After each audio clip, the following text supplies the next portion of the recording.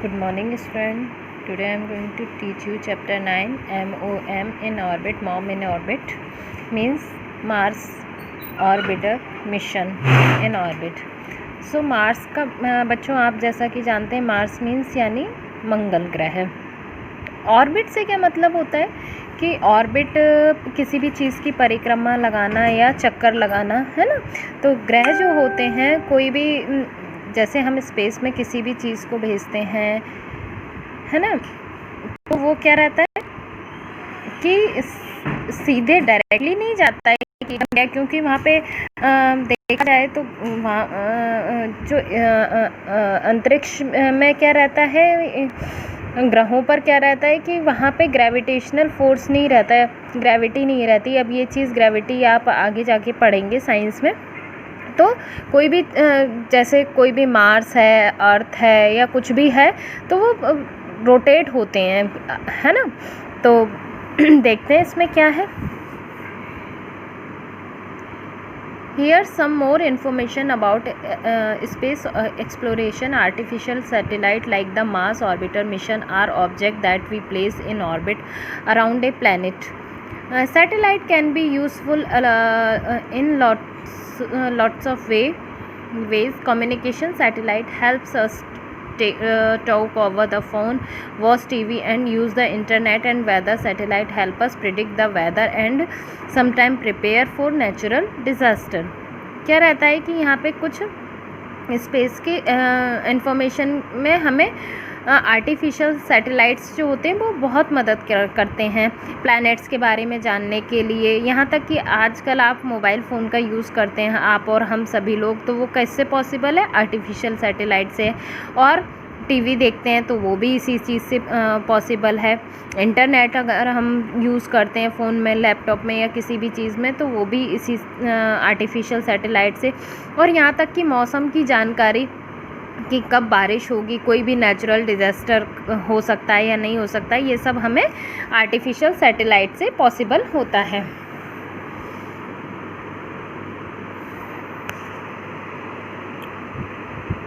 The satellite placed into orbit around Mars will send photographs and information about the climate, the presence of water and natural environment of the planet. With the information, scientists will be able to find out more about how planets are formed, and the Earth is the only planet to the harbor intelligent life. Who knows, perhaps these satellites will help us to find life on the other planets in the universe. अब क्या रहता है satellites का काम? देखिए, किसी भी अगर हम आपने कोई रॉकेट भेजते हैं स्पेस में हम, तो क्या होता है कि वो रॉकेट डायरेक्टली नहीं जाएगा। यानी कोई भी, चाहे हम मार्स पर भेजें या किसी दूसरे ग्रह पर भेजें, मून पर, जैसे अभी चंद्रयान 2 गया था, तो वो क्या होता है कि उसको ऑर्बिट के साथ जाता है, वो घूमता हुआ जाता है। जैसे कि आप इस पिक्चर में देख रहे हैं, तो यहाँ पे भी आप देख रहे हैं, ये ऊपर वाले में भी, कि ये चक्कर तो यही इसकी प्रक्रिया होती है। तो जो मार्स के लिए जो MOM की बात की जा रही है हमारे इस चैप्टर में, तो इसमें क्या है कि क्यों भेजा जा रहा है कि हम मार्स के में ऑर्बिटर पता करता है कि वहाँ से फ़ोटोग्राफ जाता है और वहाँ से फ़ोटोग्राफ लेकर के हमें अर्थ पर सेंड करता है कि वहाँ का क्लाइमेट कैसा है, वहाँ पर पानी की उपलब्धता है या नहीं, और वहाँ का एनवायरनमेंट कैसा है, और वहाँ पे जीवन संभव है या नहीं, जैसे कि अर्थ पर है। तो ये हमें हेल्प करता है ना। Satellite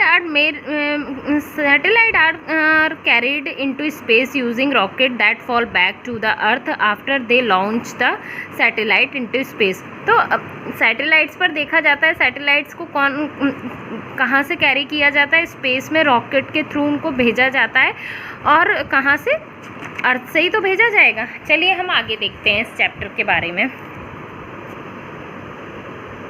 In 2013 a team of scientists at ISRO was racing against time to complete an important mission. They wanted to send a satellite into orbit around Mars. Nobody in India had ever tried such a thing. देखिए, इससे पहले 1979 में भी ये try किया गया था, लेकिन वो एकदम फेल रहा था, मतलब सक्सेस नहीं मिली थी साइंटिस्ट को इसमें। ऐसा नहीं है कि मार्स में पहली बार, पर 2013 में जब मार्स के लिए मार्स ऑर्बिटर को साइंटिस्ट ने इसरो क्या होता है, इंडियन स्पेस रिसर्च ऑर्गेनाइजेशन होता है ना। तो ये एक संस्था है जो किस पर, स्पेस के लिए काम करती है, तो इसमें है ना। Next para, In 18 months, Earth and Mars would come very close to each other as they orbited the sun. अब क्या रहता है कि 18 मंथ में अर्थ और मार्स क्या होते हैं, एक दूसरे के बहुत ही क्लोज आ रहे थे ऑर्बिट करने के। जब वो चक्कर लगा रहे थे तो वो बहुत क्लोज आ गए थे। The scientist wanted to send them satellite into space then because it would need less energy. और तभी साइंटिस्ट ने क्या सोचा कि हमें यहाँ पे स्पेस को सेंड करना चाहिए। क्यों? क्योंकि सैटेलाइट सेंड करना चाहिए स्पेस में। क्यों? क्योंकि इस वक्त कम एनर्जी की आवश्यकता होती है। Once launched the satellite would enter Mars orbit, it would then send the scientist important information about Mars surface and atmosphere. तो उनका मानना ये था कि है ना, अभी अगर हम इसको भेज देंगे तो कम एनर्जी में वो पहुंच सकता है और वहाँ से वहाँ के सरफेस की और एटमॉस्फेयर की जानकारी हमें प्राप्त हो सकती है। After month of the hard work, bad weather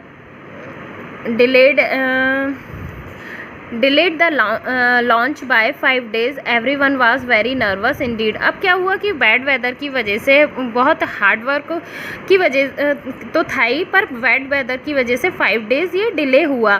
सभी लोग इसको लेकर के बहुत नर्वस थे। 5 November 2030 thankfully it was a success. 5 नवंबर 2013 को ये सक्सेसफुली भेजा गया इसको। But their work wasn't done yet, satellite engine wasn't strong enough to take it out of the earth's orbit. They had to come up with a way to generate a lots of speed fast. अब क्या था कि इसमें ये था कि satellite engine जो था वो बहुत प्रॉब्लम ये आ रही थी कि सक्सेस इसको भेजना ही नहीं था, इसको भेजना ही एक काम नहीं था, पर प्रॉब्लम ये आ रही थी कि इसका जो इंजन था वो पर्याप्त तौर पर उतना मजबूत नहीं था जितना होना चाहिए थी अर्थ के चक्कर लगाने के लिए, है ना। और स्पीड की आवश्यकता थी जो कि कम थी कंपैरिजन में। So made the satellite orbit around the earth 6 times and waited until it picked up with speed. Then they fired the engine to thrust the satellite out the Earth's orbit. अब क्या हुआ कि satellite को के चक्कर 6 बारी उनने चक्कर लगवाए अर्थ के, और उनको देखना था कि अब स्पीड आ रही है या नहीं आ रही है। The technically they used is lot of the technique they used is a lot like when you tie a ball to a piece of string and rotate it over your head until it build high energy to fly out of your hand with great speed. अब इसमें उन्होंने गौर किया कि हमें speed कैसे लानी है, तो उन्होंने ये देखा कि कभी भी किसी भी चीज़ को हम घुमावदार रखते हैं यानी चक्कर लगवाते हैं तो उसकी स्पीड एक ग्रेट स्पीड तभी आती है, तो वही टेक्निक इन्होंने यहाँ पर यूज़ की। The next obstacle the scientist face was getting the satellite into Mars orbit. इनका क्या था कि जो नेक्स्ट ऑब्स्टिकल था कि साइंटिस्ट को जो फेस करना पड़ रहा था वो क्या था कि सैटेलाइट को में मार्स के ऑर्बिट करवाना। If the satellite was too slow it would crash into Mars and if was too fast it would miss the planet's orbit and drift off into space. अब इसमें ये भी प्रॉब्लम थी कि अगर सैटेलाइट ज़्यादा स्लो रहेगा तो उसकी की स्पीड ज़्यादा स्लो रहेगी तो वो क्रैश हो जाएगा, और बहुत ज़्यादा फास्ट रहेगी तो क्या हो जाएगा, और उसकी प्लैनेट्स की ऑर्बिट मिस कर देगा वो, है ना। और The moment of the truth had finally arrived. Everyone was the tenterhooks until the heard three little words, "Mom in orbit." अब हर कोई को मतलब आखिरकार सभी का इंतज़ार ख़त्म हुआ और सभी बहुत एगरनेस के साथ 3 शब्द सुनने के लिए बहुत बेकरार थे। वो क्या थे? मॉम इन ऑर्बिट, यानी Mars orbiter mission in orbit, यानी वो चक्कर लगाने में सफल हुआ। India successfully launched it first satellite into Mars orbit the very first attempt. मतलब लगभग एक पहला जो था वो तो सक्सेस नहीं रहा था, लेकिन फिर भी ये 2013 में सक्सेस हो गया था। It is hard to believe now that Indian first attempt to launch satellite into space ended in failure. What's harder to believe, however, is the humble beginning of the Indian Space Research Organization, है ना। ये एक शुरुआती थी Indian research organisation की, है ना।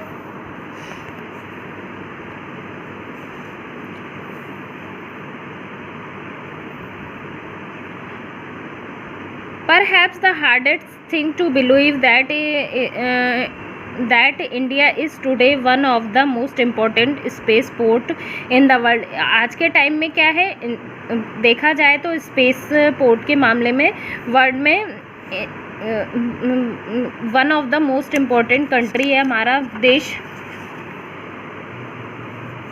ISRO has become a long way since the day bullocks cart hauling in important rocket part.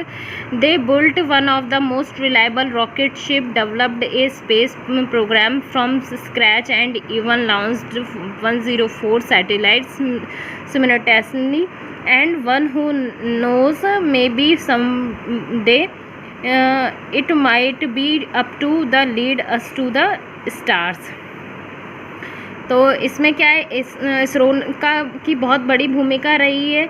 यहाँ तक कि जब उसके इसरो को पार्ट चाहिए रहते थे रॉकेट्स वगैरह के लिए, तो उनको बुलॉक कार्ट का यूज़ किया जाता था, और है ना।